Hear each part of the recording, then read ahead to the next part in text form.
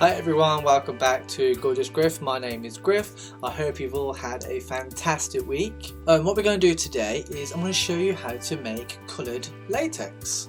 It's very simple. All you need is some latex and some paint. But you need to make sure the paint is acrylic paint. So I've got the Liquitex basic paint. So this is the colour Brilliant Purple. Lovely. You only need a little bit of this and just an empty bottle that you're going to use the latex with, and obviously a measuring jug as well. So what I'm going to do first is pour some latex into the jug.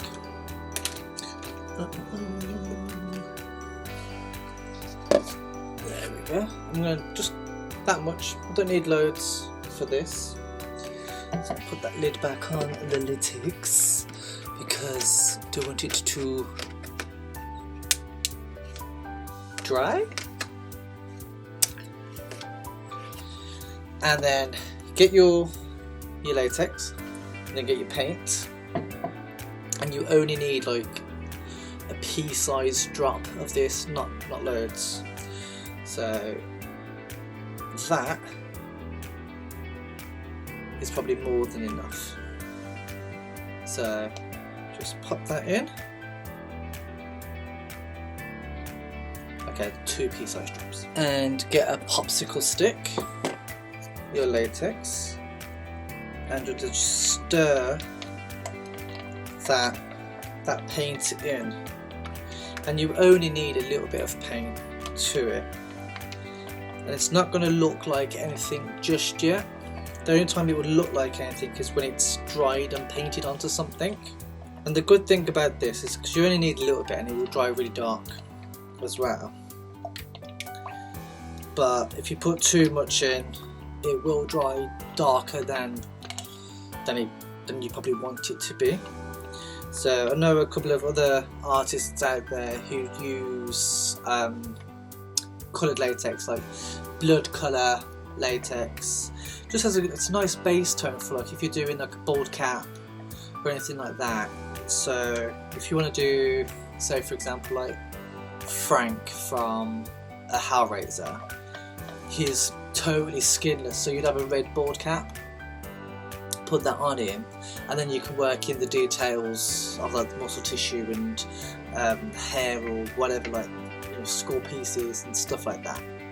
So that's a good option rather than using loads of paint just to cover it, so you're just wasting more product. Whereas if you just make a coloured latex bald cap, then half your job is done basically.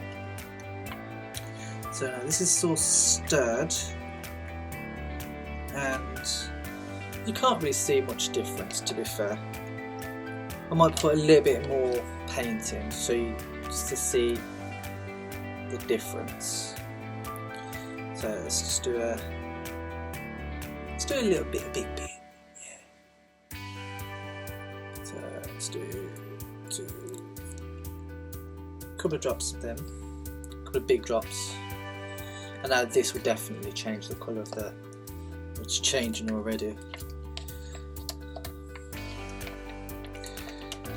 Becoming Thanos purple. Right, that's all mixed. Get your empty bottle and then just pour it in.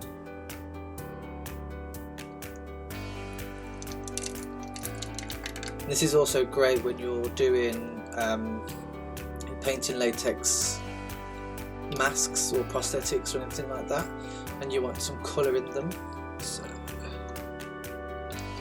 pour that in, and there's quite a lot of chunky bits of paint that you want to try and get in as well, the ones that haven't quite dissolved.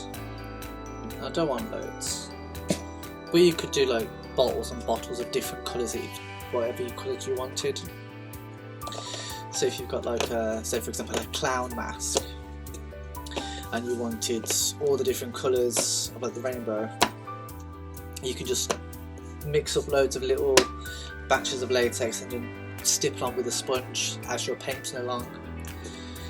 You could also put it through an airbrush as well, but you need to do a little bit of latex, a little bit of the paint, and so 3/4 latex, 3/4 paint, and 3/4 of water, like distilled water, just so it's really thin, and then you can just do washes of latex everywhere. So that's in the bottle now. Give it a shake, and you can see that it's a whole different colour already. You can see that it's purple.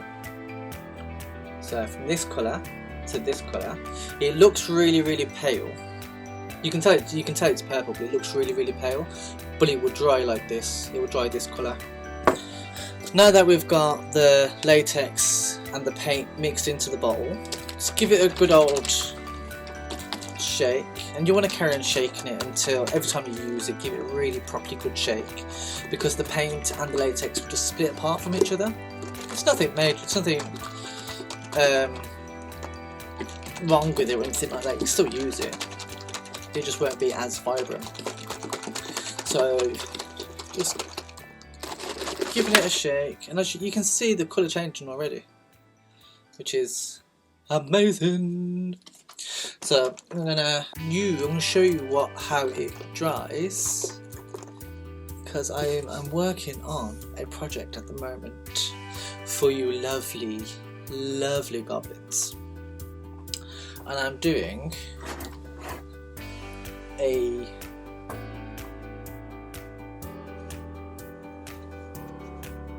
it's still a lot of work ahead, but this will be for Taurus.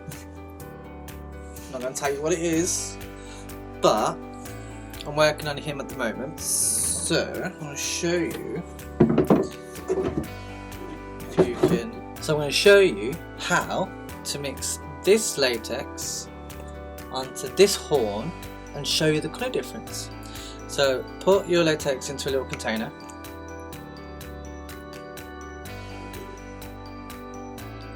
You don't need a little bit, to be fair. And get your sponge. You can use a sponge or a brush, but be careful when you are using a brush that you throw it away, or you give it a really good clean before you put it away. Make sure you got all the latex off of it.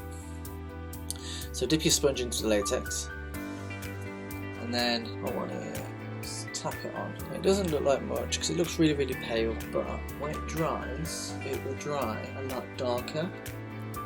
Obviously wait for that to dry, but you can tell the difference already between this horn, which hasn't been painted, it's just clear normal latex, to this one, which looks like more like bone now at the moment, but when it dries, it will dry a lot darker.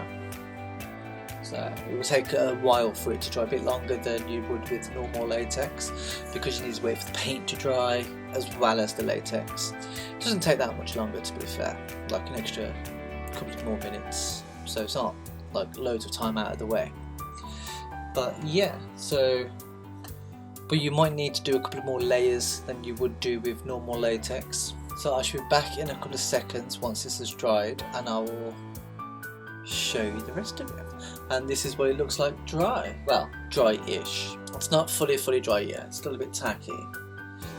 But you can see the difference on what it looks like when it's on when you painted it on something else.